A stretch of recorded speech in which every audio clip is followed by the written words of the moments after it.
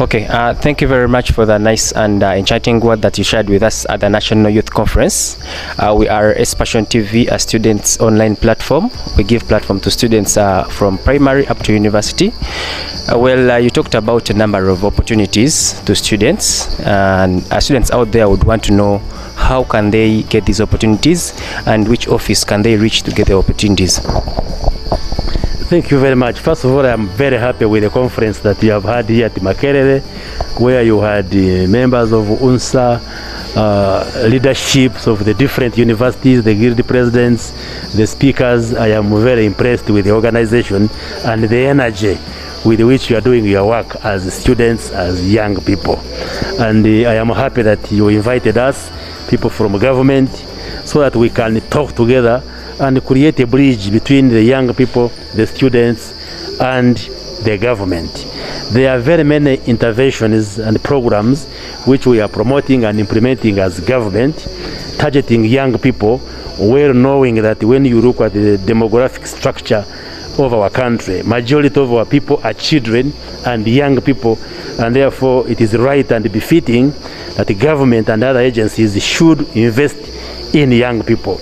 Like on the ground in the communities, we have these community youth programs, like the Youth Livelihood Fund, the Capital Ventures Fund. You have heard of a Myoga, where we are supporting young people and other adults who are engaged in different trades to get access to government money to improve what they are doing. We are now going to start what we call the parish development model, where we are going to mobilize Ugandans at the parish level, the youth, the women, the men, and the different categories of people, to see that they are organized, they are trained, we change their mindset. They should all think positive about what they can do to earn income, to create wealth. And part of the component of that PDM, parish development model, is that we are going, starting next financial year, to increase the money that we send to a parish to facilitate the circles, to facilitate groups of individuals, including younger people, accessing what we call capital, seed money, to help them do different enterprises. And we have agreed that the young people shall take 30% of the money that we send to each parish. So, as young people, there are those opportunities. Even you as university students or secondary school students, if you link and you form associations or groupings based at the parish level, through the parish where you come from, you can access those resources because you are a youth. And we have catered for young people, like I have said, to the tune of 30% of the resources that we shall be sending shall be for young people. And young people means those in school and those out of school. But also through the discussions we have had here, there was a suggestion that we need to design specific programs which reach students in secondary and in universities, because sometimes it may not be possible to participate in these programs which are at community when you are at school. And I think this is a very positive proposal which we are going to look at in the government to see whether we can have some interventions which will not disrupt your education but can enable you to be engaged in production. We are designing other interventions like focusing and targeting on graduates, because the challenge we face today are many graduates, which is positive, who are coming out of universities and colleges and they don't easily find employment out there.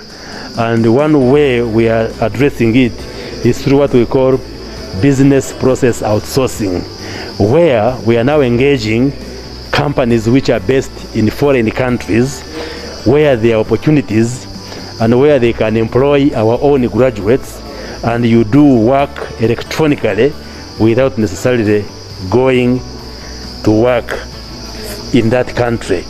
It can be in the areas of auditing. You can audit the books of accounts of a company which is in the US or in Europe when you are here in Uganda. It can be areas of insurance, even medicine. These days with the telemedicine, you can do your medical work when you are here, and you support treatment and management of a patient outside there.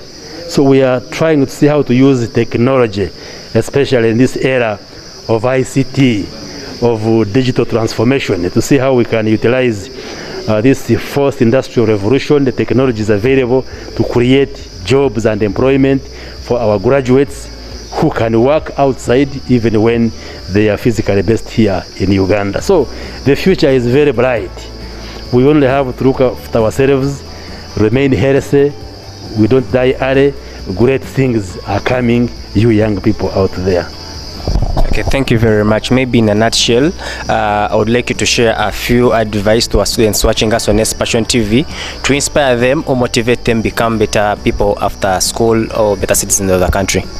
Yes, one, for students, you must understand why you are in school and therefore concentrate on your education, read hard and make sure that you pass. You pass, because passing requires hard work.